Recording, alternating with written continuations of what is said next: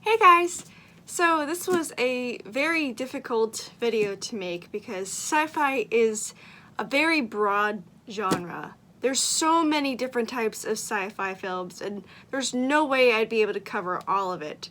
So basically I'm just going to be talking about very basic elements of sci-fi, like space, aliens, and robots.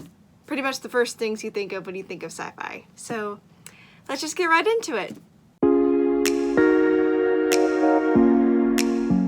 Throughout the years, many subgenres of sci-fi have emerged, like space travel, time travel, cerebral science, robots and monsters, and alien invasion. It can include prophecy films, big-budget blockbusters, or small gritty films about the human condition. Like most genres, sci-fi dates back to the early 20th century in the silent film era. The first film categorized as science fiction was A Trip to the Moon by Georges Méliès. Inspired by the works of Jules Verne, the film tells the story of a spacecraft being launched to the moon in a large cannon. The special effects used in the film paved the way for future sci-fi films. Science fiction literature had a huge impact on early films. Books like Mary Shelley's Frankenstein and Robert Louis Stevenson's Dr. Jekyll and Mr. Hyde were adapted into films, mixing sci-fi and horror. As filmmaking became a more sophisticated form, screenwriters and directors began to infuse social commentary into the films they were making. Fritz Lang's 1927 masterpiece, Metropolis, was one of the first films to provide a look at a dystopian future. Heavily inspired by German industrialism, as well as the widening gap between the rich elites and the poor working class, Metropolis depicts a future in which the lower-class workers are forced to toil away underground, while the 1% lives in towering skyscrapers. The movie also depicts a well-established theme in a lot of sci-fi films: fear of technology. In the 1930s, with the introduction of sound and the Great Depression, the decade saw a rise in film serials, which were low-budget, quickly produced short films that depicted futuristic adventures. One of the first films was The Phantom Empire, about a cowboy who stumbles upon a technologically advanced underground civilization with ray guns, robots, and advanced TVs. Flash Gordon and Buck Rogers became some of the most popular sci-fi serials. These successful films of the 1930s continued into the 40s as sequels. However, sci-fi films became mostly inert throughout the course of the war. Due to anxieties surrounding relations with the USSR, sci-fi films of the 1950s had themes of nuclear war and its possible apocalyptic effects. One of the most important films during this time was Destination Moon, which tells the story of a nuclear-powered rocket that brings 4 men to the moon while competing against the Soviets. The decade also saw a rise in alien and monster films, and if you want to know a little more detail about that, I actually have a whole video dedicated to it, so after this one you should check that one out too. At the beginning of the 1960s, the popularity of sci-fi films slowed down because of the real-life space race between the United States and the USSR. However, with the rise of television came sci-fi TV shows like Star Trek and Lost in Space. The tail end of the 1960s revived the genre, abandoning the goofy tone of its predecessors. In cinema's most important year, one of the most significant sci-fi films was released. Stanley Kubrick's 2001 A Space Odyssey tells a story about a voyage to Jupiter with the computer HAL after discovering a dark machine that is destroying human evolution. The film was considered to be groundbreaking for its time in regard to the quality of visual effects, the realistic portrayal of space travel, and the legendary scope of its story. In the 1970s, there was much more interest in sci-fi films as space adventures. Especially after the success of 2001 and the televised moon landing in 1969, films set in outer space became a marvel to audiences.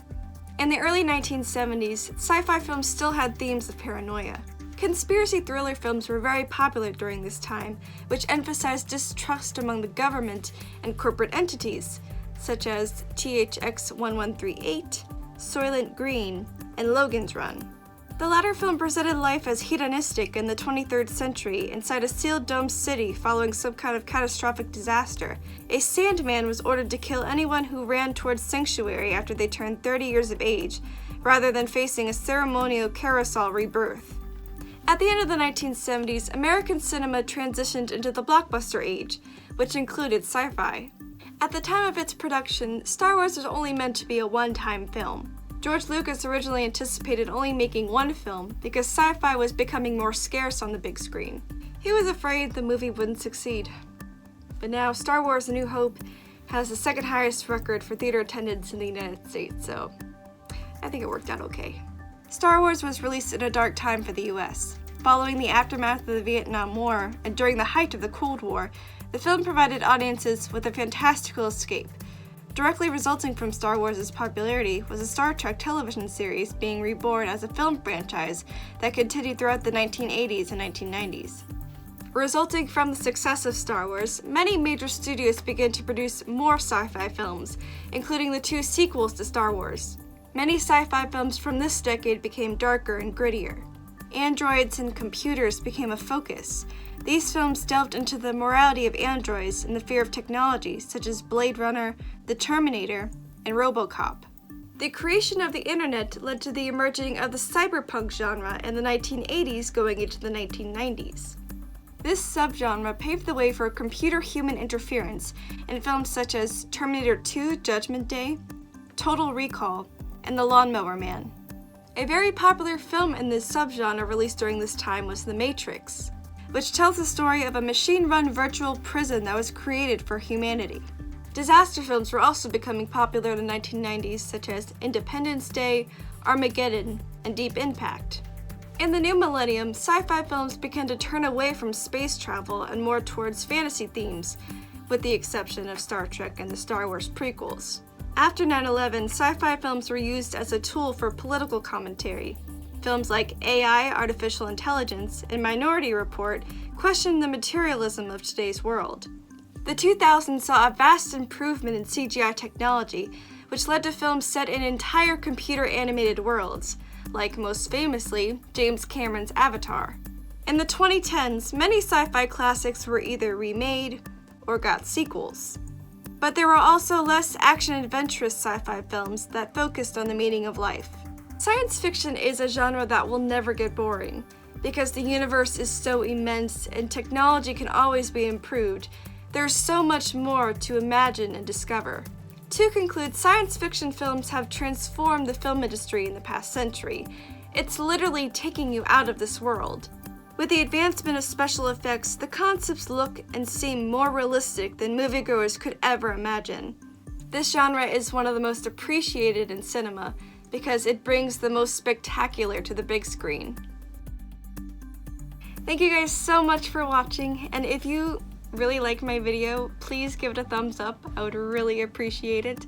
And if anyone has any comments or questions or criticisms or film-related topics that you'd like me to make videos on, please let me know in the comments down below.